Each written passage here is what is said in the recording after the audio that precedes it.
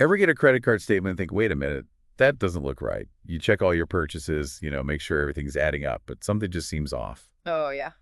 We're diving deep today into a Supreme Court case that'll probably make you double-check your bills even more carefully. Mm-hmm.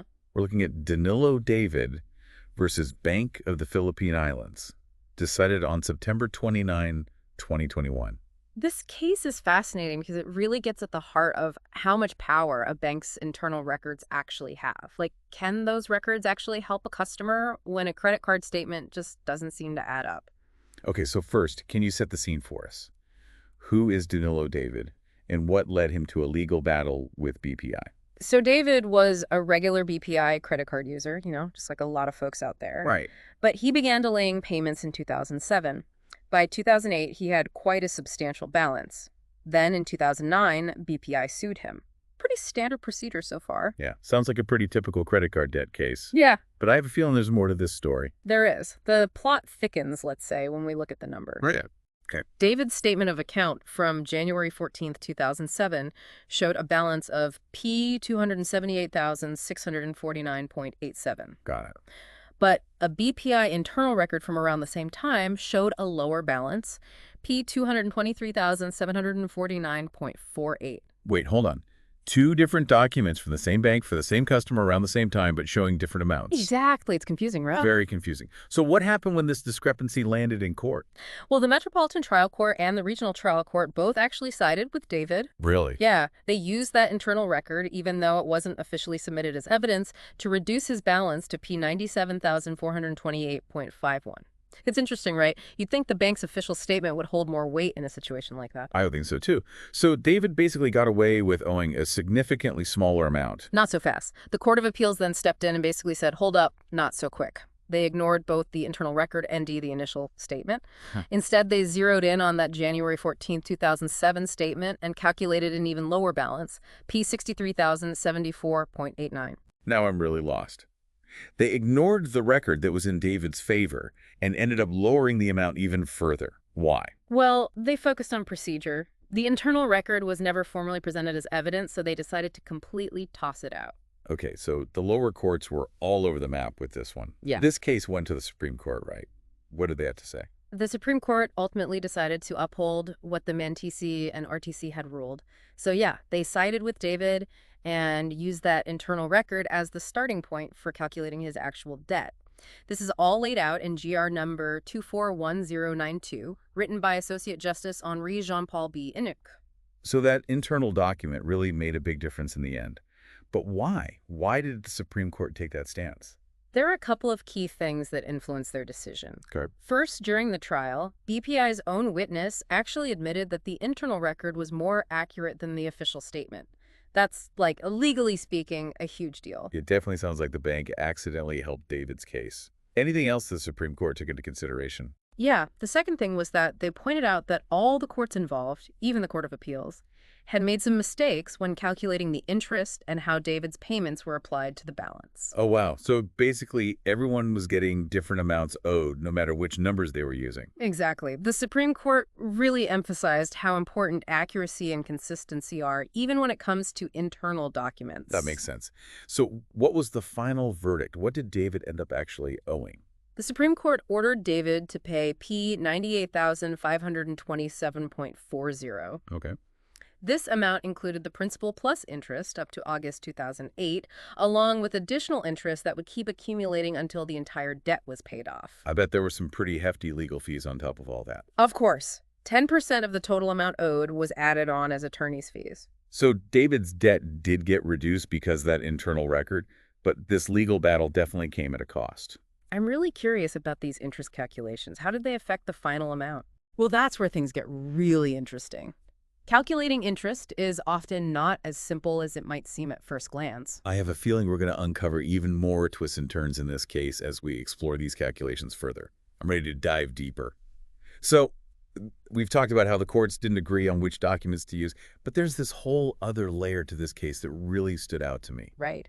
They were all over the place when it came to calculating the interest. Yeah, you're absolutely right. The Supreme Court actually broke down in detail how the interest should have been calculated. It wasn't just about figuring out the principal owed, but also about ensuring the interest was fair and accurate, in line with the law. So let's unpack this a bit. How does interest even work in these situations? Like, it can't just be some random number the bank throws out, right? Definitely not. There are legal precedents and guidelines for calculating interest on debts, especially when it gets to the point of legal action. One key precedent the Supreme Court mentioned in this case is Eastern Shipping Lines, Inc. versus Court of Appeals. It was decided back in 1994. Well, hold on. We're talking about a case from 1994 impacting a credit card dispute from the 2000s. Yeah, it's interesting how these older cases can have such a long-lasting impact. It is. So what did this Eastern Shipping Lines case establish? It basically set a standard for interest rates in similar cases. They set it at 12% interest per year from the time someone fails to fully pay what they owe. And this applies until a specific date determined by another legal case, believe it or not. There's another case involved. Okay, what's the other case? The other case is Nicar versus Gallery Frames, decided in 2013. This one clarified things even further. Okay. It established that after June 30th, 2013, the interest rate on debts should be 6% per year. So like a two-tiered system based on those two cases. Yeah. 12% per year until June 30, 2013, then 6% after that. Exactly. Those precedents are important because they create a consistent framework for courts to use. It makes things, hopefully, more predictable and fairer for everyone. So in David's case, did the Supreme Court use that framework to figure out the interest, taking into account both the Eastern Shipping Lines and the Nicar cases? That's exactly what they did. They calculated the interest meticulously, using those precedents. Their breakdown really shows how much the interest added up over time. They were committed to making sure their decision was fair. It really shows how these seemingly unrelated cases from years ago can play a significant role in settling present-day disputes. I know, right? It's like the legal system constantly builds on itself, using past rulings to inform current decisions. It's all connected. Exactly. Okay, so the Supreme Court used these precedents, but they also found errors in how the lower courts had calculated the interest, right? You got it. The Supreme Court pointed out a key detail that both the MenTC and RTC had missed. They misapplied David's payments. Oh, how so? Well, they attributed all the payments to the principal amount first, completely overlooking the interest that had accrued. So instead of paying off both at the same time, they just let the interest keep growing on its own. Exactly. And that resulted in a way higher interest amount than there should have been. Basically, the interest was recalculated every month on the remaining principal without considering the portion of the payments that should have gone toward the interest. That seems like a pretty big oversight. How did the Supreme Court fix this in their final calculation? They followed what's outlined in Article 1253 of the new Civil Code.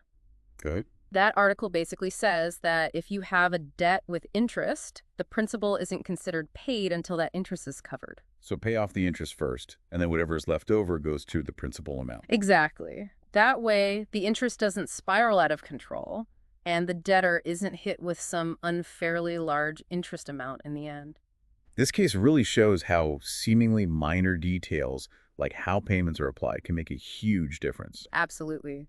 The Supreme Court's attention to detail in this case shows how important it is to understand not just the big picture of these agreements, but those finer points too, because they can really impact the final outcome. Yeah, totally agree. This whole deep dive has been such an interesting look at financial law. So one more thing I wanted to circle back to, though, something we mentioned earlier, the whole concept of declaration against interest. Can you remind us what that is and how it played a part in David's case? So let's revisit that declaration against interest idea. It sounded like it really played a big role in David's case. It did. A declaration against interest is basically when someone says something that could actually hurt their own argument.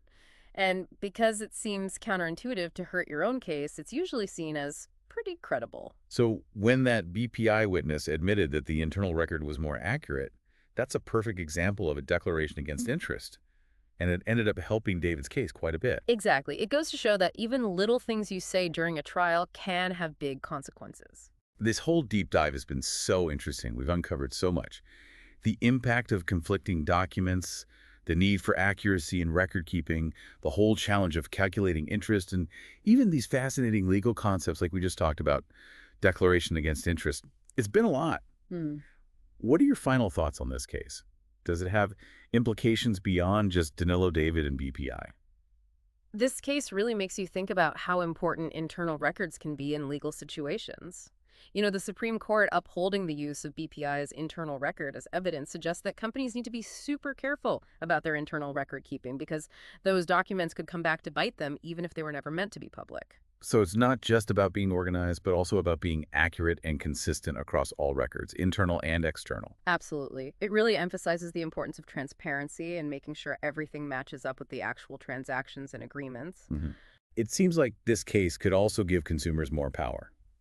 It suggests that even if an official statement from a company says one thing, if there's an internal record that tells a different story, that internal record might actually be stronger in court.